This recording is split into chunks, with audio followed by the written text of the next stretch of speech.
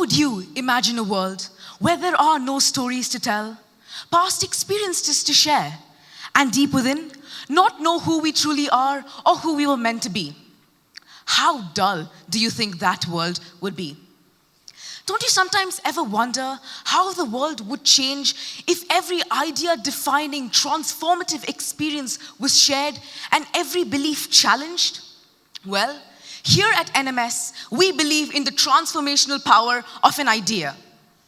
Which is why today on this very stage, our speakers will present their ideas and stories. Ladies and gentlemen, TEDx GEM's new Millennium School invites you to a montage of unspoken anecdotes, dormant and suppressed stories that have been waiting for the right moment of expressive release. Our keynote speakers include Ms. Pritika Di Narona, a learning and development professional, Mr. Sujit Varghese, a fitness influencer in the UAE, and Ms. Malvika, who is a radio presenter for City Radio. We are pleased to have amongst us Ms. Nagesh Kambata, the Vice President of GEMS Education and the Principal of GEMS Modern Academy. And we have Mr. Rahul Kaipuram and Ms. Karen Parampara from GEMS Education of Health Department. My name is Advik Uni, and I am the Head of Speakers Communications and one of the organizers for the event. I'm Rushil Pandey, the Head of Operations and Designs. I'm Eshan Dayapan, the Head of Logistics and Volunteers. I'm Aman Sharma, and I'm the digital leader for TEDx GNMS. Now, the students of the primary sections of NMS will be performing a fusion dance song on the song We Are the World. Please welcome our primary performers who will take your breath away.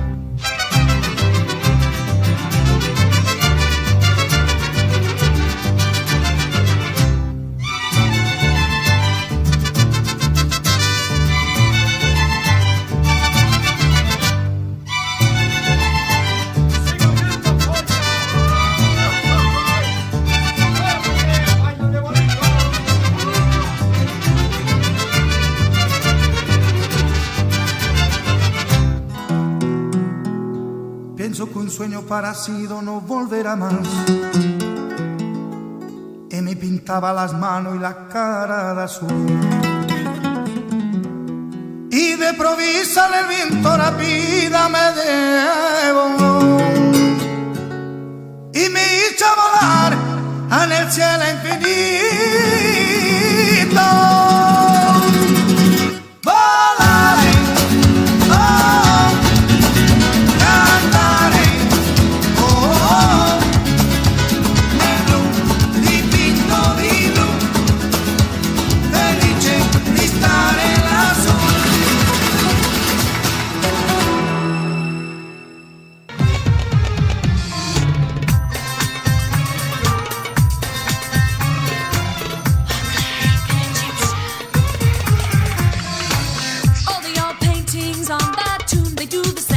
Don't you know, if they move too quick,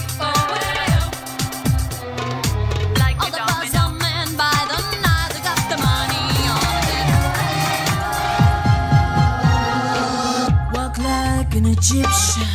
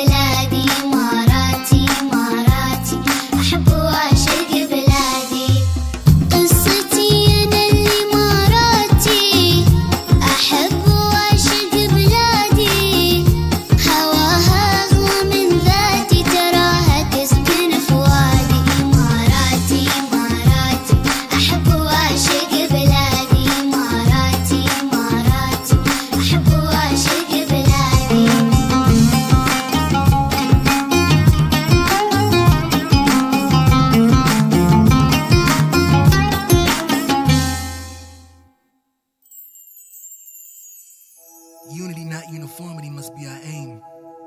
We attain unity only through variety. Differences must be integrated, not annihilated. We are the youth, we are the world. There comes a time when we heed a certain call, when the world comes together as one. There are people dying, and it's time to lend a hand to life, the greatest gift of all. We are the world, we are the children, we are the ones who make a brighter day, so let's start giving. There's a choice we're making. We're saving our own lives. It's true, we'll make a better day. Just you and me. We are the world. We are the world. We are the children. We are the children. We are the ones who make a brighter day. So let's start giving. So let's start giving. Yeah, he said it right. It don't matter if you black or white. I used to dream to be as bad, but now I'm missing Mike. We'll make a better day. Just you Miss you, and Mike. me. We are the world. America, that's where we meet. But now we all stand tall. We are the ones who make a brighter day, so let's start giving. There's a choice we're making. We're saving our own lives. Just you and me. We are the world. We are the world. We are the children. So let's start giving. Every choice we're making, we're saving our own lives.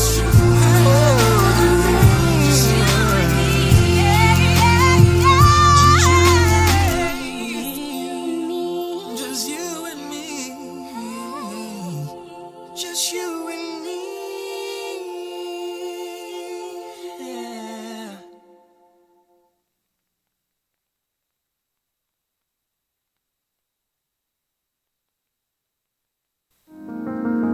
Thank you for that lovely performance. We would like to invite onto the stage our principal, Mrs. Fatima Martin, to address the gathering. Very good afternoon to everyone.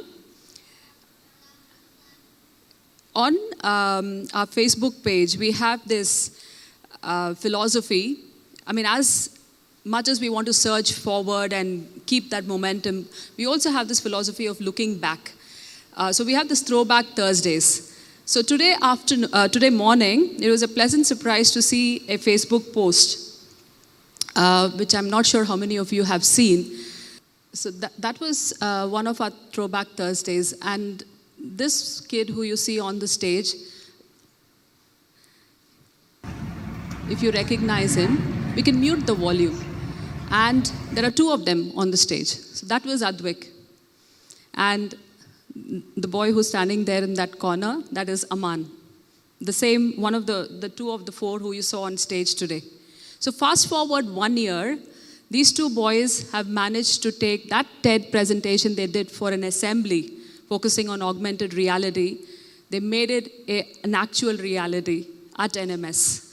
So NMS is proud to have its first ever TEDx and owes a lot to these four boys.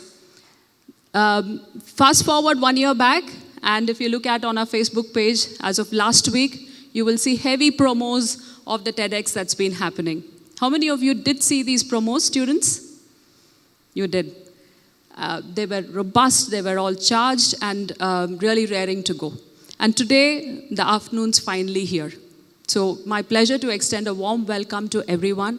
Our guests, Ms. Nargish Kambata, our speakers, Ms. Malvika Vardhan, Ms. Pritika Di Norona, and we don't have Mr. Sujit Varghese yet, but he will be joining us any minute. Our distinguished speakers, Maher and Adityan, and our student speakers from NMS. A warm welcome and thank you so much for being here. today. I just have a very short, small message. And this was yesterday, given the festival of Onam. And I was doing a little bit of research on Onam and Kerala and Malayalam, and it did come back to me that Malayalam is a palindrome. You know what's a palindrome, right? When you spell the word reverse, it yet means the same. So spell Malayalam from the last word to the first word, and it will yet read Malayalam. So that's a palindrome. Another word example is madam. You spell madam reverse, and it yet has the same word. So, and then I was doing a little more research on palindromes actually. And what I landed up was, in a few minutes was amazing, because I hit upon the 17th century book, which was written by Venkatadarvi. And the book is named Raghava Yadaviyam. And why I remember this name, because Raghava is the person from the Raga Kula in the ancient Hindu mythology. And the protagonist of that book is Rama from the epic Ramayana. And Yadaviyam is from the Yadav Kulam, and the protagonist of from the Mahabharata, that is Lord Krishna. What is amazing about this book, Raghava Yadaviyam, written in the 17th century in Sanskrit, is there are about 30 shlokas. Some of the shlokas, if you scroll down, and like this particular shloka here, if you read it in the reverse order, if you read it from the actual order from the front to back, you get the story of Lord Rama, which is from Ramayana. And the same shloka, you read it from the last letter to the first letter, it gives you the story of Lord Krishna from the Mahabharata. And how amazing that is, that from the Indian civilization, we have a book of such caliber and erudition. So what really startled me was the verbal ingenuity of the composer, but also the capacity of the Sanskrit language to uphold such encryption, the power of words. I'm always blown away by people who are able to come, stand on the stage, talk, and make an impact. So today we have among us eminent speakers who are just going to do the same. I'm going to sit back and just listen. I've come all prepared. I'm sure each one of you are. So we can't wait, really.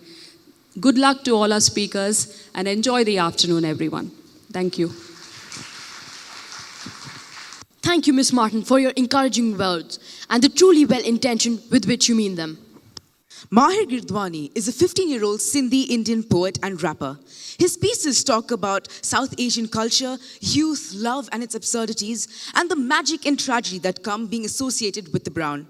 Please welcome Mahir Girdwani, our first speaker for today. Hello, everyone.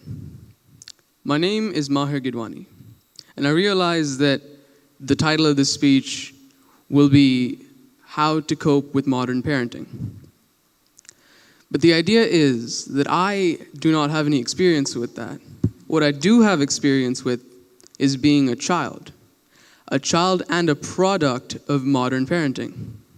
So what I'm here to talk to you about today extends beyond how to parent, but it's about your children's experiences to the adults, and to the children, this is me trying to represent us in a method that gets the message across. So,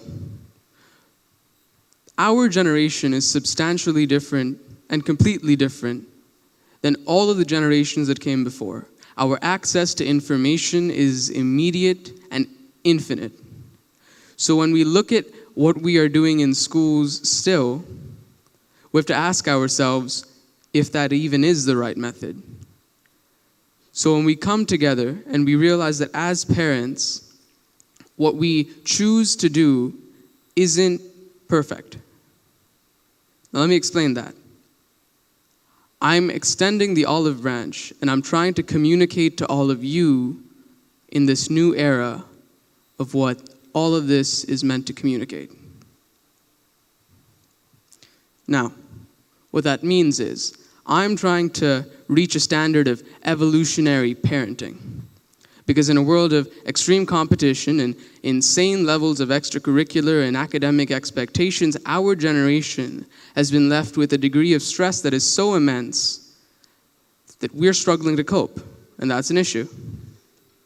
The idea is that what we are doing is having stressed out childhoods, knee-deep in books and past papers or paperwork, and we are doing this in an effort to end up as adults knee-deep in paperwork, effort, and things that we're not enjoying. So, the way that we teach children in school is we say, school's important, and then they get to high school, and we say high school is the core of their education. Then, they get into a great college. When they get into a great college, they have to work very hard because they need to get into a great master's program, because everyone's doing college, and you need to separate yourself. Once you get into a great master's program, you have to make sure that you get into a great entry-level job. When you have the entry-level job, you're going to work harder until you have a better position. Then you're going to work harder until you own your own company. Then you're going to continue working harder till you own the industry. But by then, 15 to 20 years of education, 40 to 50 years of hard work have left you at the age of 65 wondering where it all went wrong. Because the idea is, if you did not enjoy all of the work that happened up to that point, to say that it was all for some later success or later satisfaction or reward is ridiculous. Because if you did not enjoy your life from the beginning, there's no point beginning in the middle of it. Now, I say that we have too many extracurriculars, but I also have to ask that we choose another one. Because it has been shown by one of the oldest Harvard studies that extracurriculars teach a mindset that is so different to what we teach children today that it needs to be implemented in each household. Because as time has gone on, what has happened is, in the face of higher expectations academically and extracurricularly, we have allowed children to not do chores anymore in the face of, well, they have to study in order to get into a good college. But the idea is that chores or cleaning up after themselves are substantially more valuable skills than anything they may receive studying. Because the mindset that that creates is that this is a task that needs to get done. Nobody else is willing to do it. I will do it out of effort, out of responsibility, and out of care for my community. And that is one of the most valuable skills that you can teach us. And so it may sound strange, but please give us chores to do. And it also teaches financial responsibility when you pay us, because you will have to pay us. See, financial responsibility is one of the most useful skills, and it's what several millennials are struggling with today. The idea is that because we never have money or are responsible for ourselves, we never learn how to manage money. But the skills that you learn from managing money are about how to save your money, how to make sure that what you are doing with your money is the most productive. Sure, you could use the 10 dirhams that you got today to get ice cream. Or you could save up for a few weeks, get maybe 20, 30 dirhams, buy a bucket of ice cream, sell that ice cream to people for 10 dirhams, and in turn, buy yourself more ice cream. See, that's the kind of mindset that we want to cultivate as people, business mindsets, people that think creatively, innovatively, powerfully, because that is what the world will value in the face of everything. Now let's get to the important part. Happiness. Because as I said before, there's no point in all of that work if you are not happy while you do it. Because your work is supposed to give you some degree of pleasure, happiness, joy, fulfillment. And if it's not doing that, you're in the wrong field. So, when we have come together and we have asked ourselves if all of this is worth it. Because children have to maintain grades, and not just grades in the right classes alongside the right extracurriculars with the right relationships, the right responsibilities, cultivation of the exact fundamentals of what human beings should be. And if you think about that holistically, it's a lot. We are knee-deep in everything and struggling for air in a world that doesn't allow us to do that. So, how do you keep us happy? Well, I can only share what my parents have done. And that is to give your children the room to be who they are. Because they're not going to get a perfect grade on every test. They're not going to do well at everything. I mean, I don't do well at everything. But the idea is that my parents have given me the room to develop my skills. And I'd like to think that that is why I'm here today. Why I finished 2 tests before I got here and chose to speak. Because this is important to me, because I value it, and because it is something that is good for me. I hope hopefulness hopelessly hops through hallways on all days, hoping for hopelessness to reign supreme again, but then I realize hopelessness stands hopeless in the face of hopefulness in a world that hops through life carefully, seamlessly, powerfully. That is who we are as people, who we were meant to be. We are magical. Because the idea is that if you are your own source of unhappiness, you can just stop. If we are the only people keeping ourselves from being happy, then the step to being happy is so simple that we can do it in an instant. So, ladies and gentlemen, what I want to leave you with is about humanity. It's about us becoming real people, because that's all you can really ask of us, for us to become real, good people. And the rest will come based on what we as human beings enjoy, what we as human beings are, and what we were meant to be. Not who you think we were meant to be or who we're trying to be, but who we were meant to be. Thank you. A 14-year-old public speaking enthusiast from Kashmir, Myra Kirmani, is sure to leave you spellbound with her talk, sharing with you her personal anecdotes. Myra, the stage is yours. Ladies and gentlemen, leave your camel untied. You don't need it. Yes, you're lucky. But prudence demands that you tie your camel first and then go about your business. Let me share with you my brush with luck, or the lack of it. Model United Nations, popularly known as MUNs, are simulations of United Nations conferences involving school children and require a lot of researching and debating skills. I love being a part of these conferences, not that I'm actually good at them. I feel I am terrible, but watching experienced MUNers beat each other's throats to prove that their countries are right just makes my day. If you've been to an MUN, you know what I'm talking about. I've navigated through MUNs a few times, worked hard all the time, but luck has eluded me more often than not. I've been to 4 MUNs in my life, and for some reason, my MUN luck is just the worst. To prove that my country's refugee policies were humane, I've gotten Australia, that sends its refugees to detention centers.